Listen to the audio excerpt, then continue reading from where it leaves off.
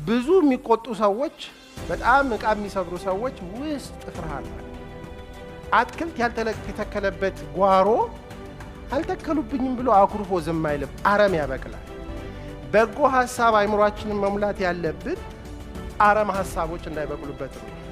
ሐሳብ አልበኝነት ከስርዓት አልበኝነት የባሰ ክፉ ነገር ነው። ችግሩን ወደ እድሉን እድል እንደሆነ እንዲቀር የሚያደርገው ስንል ሐሳብ። ስለዚህ ለውጥ ከኛ ፍቃድም ምክርም አይፈልግም። አንዳንድ ጊዜ ለውጥን አስቀርተን ስናስብ ነው ምን ያህል ባለውለታችን እንደሆነ የምናስብ። ምንም ለውጥ የለም በቃ ለውጥ ቀርቷል ቢባል ምን እንሆናለን?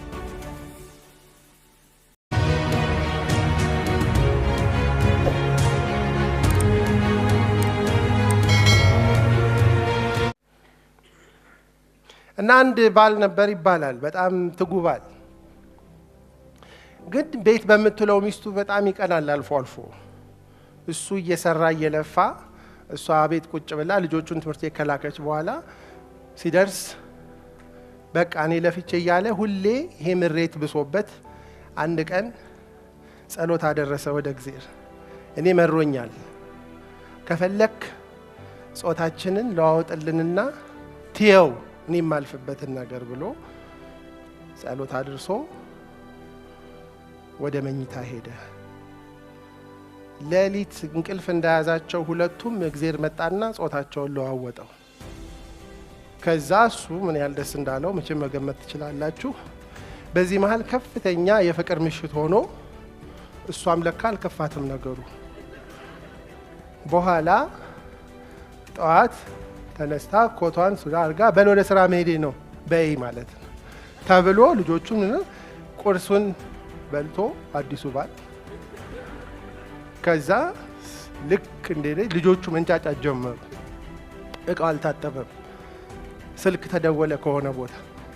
ያን ሁሉ ልጆቹን አርፍዶ አድርሶ ተመልሶ ምንም ነገር ሳይጨርስ መሮት ከስራ ስትመጣ ምንም አልተሰራም። ልጆቹንም ረስቷቸዋል፣ ምክንያቱም አምጥቶ አያውቅም። በኋላ ትልቅ ነገር ሆኖ ተረዳርተው እና ተነጋግረው በጣም እንዲህ አልመሰለኝም ነበር በጣም ይቅርታ ብሎ ማታ ነገሩ እንዲለወጥ ጸሎት ሊያደርስ በቃ ትንሽ ቆይት ብዬ እመጣለሁ ብሎ ጸሎት ማድረስ ጀመረ።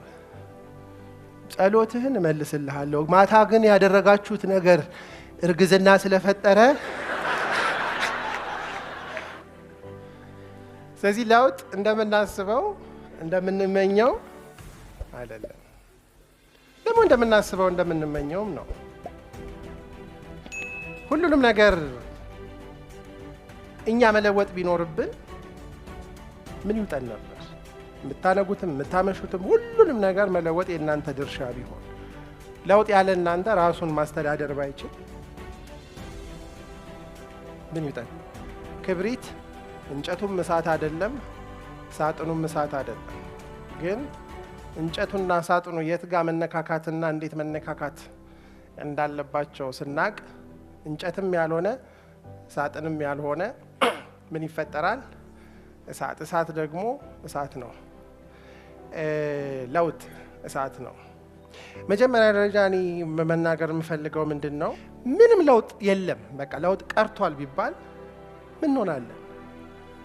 ምንም ለውጥ የለም። ለውጥ ባይኖር ልብስ አትለውጡም፣ ምግብ አትለውጡም። ዛሬ የበላችሁት ላይ ይቆማል፣ በቃ እሱ ነው የሚደጋገመው። ቦታ አትቀይሩም፣ እዚሁ ነው የምታድሩት የምትውሉት። ማለት ማት የሚለወጡ ነገሮች ሁሉ ባይለወጡ ማታው አይለወጥም አይነጋም ማለት ነው። ልክ እዚህ ጋር ቢቆምና ከዚህ በላይ ምንም ለውጥ የለም ብንባል ምን ይውጠናል? መሞትም አይቻልም፣ ምክንያቱም ለውጥ አይቻልም። አንዳንድ ጊዜ ለውጥን አስቀርተን ስናስብ ነው ምን ያህል ባለውለታችን እንደሆነ የምናስበው። ክረምትና በጋ፣ ሳቅና ለቅሶ አስቡ። እየሳቀ ያለው እኮ እየሳቀ ቢቀጥል ሳቅን በጣም ያማል ታውቃላችሁ። አንዳንዴ የሚያለቅሰውም እያለቀሰ ያኮረፈውም እንዳኮረፈ የተጣላውም እንደተጣላ። ስለዚህ እንኳን ለውጥ ኖረ አንዳንድ ለውጥ በቅጽበት ይሆናል። አንዳንድ ለውጥ ደግሞ በሂደት ይሆናል። ሁለቱም ግን ለውጥ ነው። አንዳንድ ለውጥ በፍሰት ይሆናል፣ አይመለስም፣ ሊኒየር ነው። አንዳንድ ለውጥ ደግሞ በዑደት ይሆናል፣ ሳይክሊካል ነው፣ ይመጣል። ተስፋ ታደርጋላችሁ፣ ክረምት እንደገና ይመጣል፣ እንትን እንደገና ይሆናል እንላለን። ስለዚህ ለውጥ ከኛ ፍቃድም ምክርም አይፈልግም። እኛ ነን ከለውጥ ምክርና አሰራርን መማር ያለብን። ለውጥ የህይወት ህግ ስለሆነ ነው። ህይወት በለውጥ ላይ ሁለት ጫፍ አለው። አንዱ ችግር ነው፣ አንዱ እድል ነው። ባለፈውም ተናግሬያለሁ። ለውጥ ሲመጣ ወይ እድል ሆኖ ነው ወይ ደግሞ ችግር ሆኖ ነው። ብዙ ጊዜ ችግር የሆነውን የለውጥ ሁኔታ እድል አድርገው የሚሄዱ ሰዎች አሉ። እድል ሆኖ የመጣውን ደግሞ የለውጥ ሁኔታ ወደ ችግርነት የመቀየር ሆቢውም ችሎታውም ዝንባሌውም ያላቸው ሰዎች አሉ። ኤኒቲንግ። ስለዚህ ምንድነው እሱ የሚወስነው ታዲያ? ይሄንን ችግሩን ወደ እድሉን እድል እንደሆነ እንዲቀር የሚያደርገው ስንል ሀሳብ ነው። እድልና ችግር በራሳቸው ምንም የሚፈጥሩት ነገር የለም። የኛ ድርሻ እድል ችግርም ሆኖ አንድ ገጹ እድል አንድ ገጹ ችግር ሆኖ የመጣውን ነገር እድሉ ወደ እውንነት ቅድም እንደተባለው ህልም ሆኖ ወደ መታየት እንዲመጣ ያንን የሚመግብ በጎ ሀሳብ መፈለግ አለብን። አእምሮ የሰውነት ሄድኳርተር ነው። ንግግር ደግሞ የአእምሮ ሄድኳርተር ነው። ዶክተር ሜሎን እስኪ ተነሽ አንድ ጊዜ ለመቆም ደነገጠች። በቃ እሺ ተቀመጪ፣ ይቅርታ ምንም አላረኳትም በቃል ነው እንደዚህ ያረስ ደነገጥኳት አስነሳው ማለት this much word powerful ነው። በለውጥ ላይ የቃልን ኃይል መረዳት አለብን። አንዳንድ ንግግሮች አገር ሊበጠብጡ ይችላሉ። አንዳንድ ንግግሮች ደግሞ የተበጠበጠውን ሊያረጉ ይችላሉ። ቤተሰብ ውስጥ፣ ትዳር ውስጥ፣ ትምህርት ቤት ልጆቻችንን ንግግር ሲሰሙ ብለው እንዲመጡ እንዲምልካቸው የሆነ ነገር ያገኛሉ ብለን ስለምናስብ ነው እኮ። አብዛኛውን ሰዓት እኮ ሲበሉ ውሎ አይመጡም። ምሳ ሰዓት ትንሽ ነች፣ ወሬ ሰዓት ነው አብዛኛው። ከልጅ ጋር ያወራሉ፣ ከተማሪ ጋር ያወራሉ፣ ከእንትን ጋር ያወራሉ፣ ከራሳቸው ጋር ያወራሉ። ልጆች ደግሞ ያወራሉ በጣም ከራሳቸው አላቸው ኢማጂኔቲቭ ፍሬም። ስለዚህ በለውጥ ላይ ሀሳብ ኢምፖርታንት ነው። ሀሳብ ላይ አንድ ነገር ማለት ሀሳብ አልበኝነት ከስርዓት አልበኝነት የባሰ ክፉ ነገር ነው። አትክልት ያልተተከለበት ጓሮ አልተከሉብኝም ብሎ አኩርፎ ዝም አይልም፣ አረም ያበቅላል። በጎ ሀሳብ አይምሮአችንን መሙላት ያለብን አረም ሀሳቦች እንዳይበቅሉበት ነው። ዝም ካልን ያበቅላል አይምሮአችን። ስለዚህ ከክፉ ሀሳብ ይልቅ መፍራት ያለብን ሀሳብ አልበኝነትን። አይምሮአችን እንደሚባለው an idle mind is the workshop of the devil። ምን ማለት ነው? ሀሳብ ያጣ አይምሮ ሰይጣን ለወርክሾፕነት ይጠቀምበታል። እዚህ በለውጥ ዙሪያ ላይ ስናስብ ብዙ ጊዜ የምንረሳው ለውጥ ከስሜት ጋር የተቆራኘ ነገር ነው። ለውጥ በሚመጣበት ጊዜ በተለይ ለውጥን ወደፊት ለማራመድም በለውጥ ውስጥ ያለውን ነገር ለማበላሸትም ስሜታችን ኃይለኛ ድርሻ አለው። ልክ ለውጥ በሚመጣበት ጊዜ መሃል ላይ ይጥለናል። ምንና ምን መሃል ስንል የለመድነው አሮጌ ነገርና የማናውቀው አዲስ ነገር። ምክንያቱም ለውጥ ሲመጣ ድንጋጤ ይፈጥራል። የማጣው ነገር ይበልጥ ይሆን ከማገኘው? እንደ ድሮ ይሆን? ብዙ ፍርሃት አለ። ፊር ማኔጅድ ካልሆነ ፍርሃት ችግሩ ምንድነው መሰላችሁ? በትክክል ካልተያዘ ፍርሃት ቁጣ ይፈጥራል።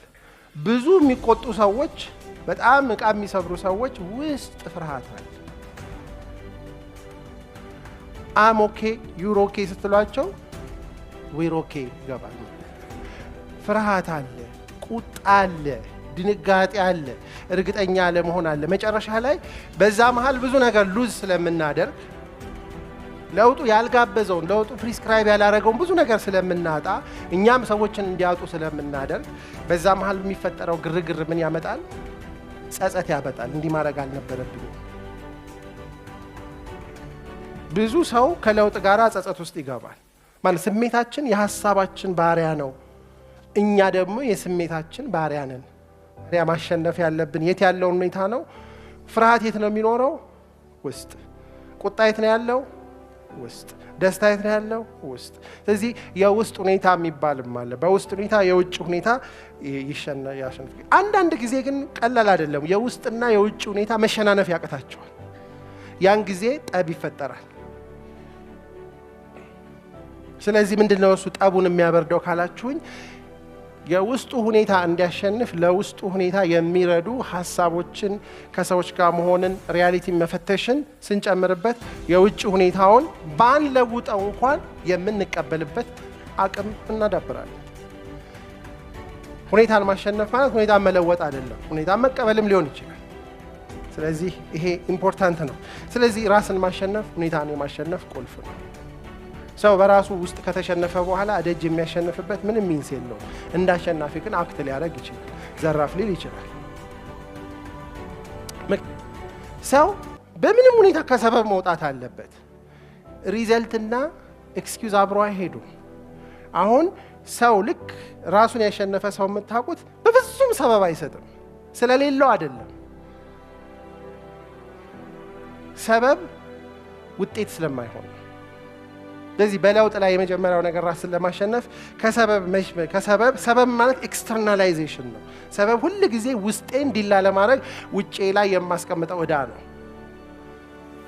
ከባድ ለውጥ ነው በሰዎች ውስጥ ያ የሚፈጥረው ለውጥ። እድገትን ዲማንድ ስለሚያደርግ ከውስጣችን የሚወስድብን ነገር አለ፣ ግን የሚሰጠን ነገር ደግሞ ይበልጣል።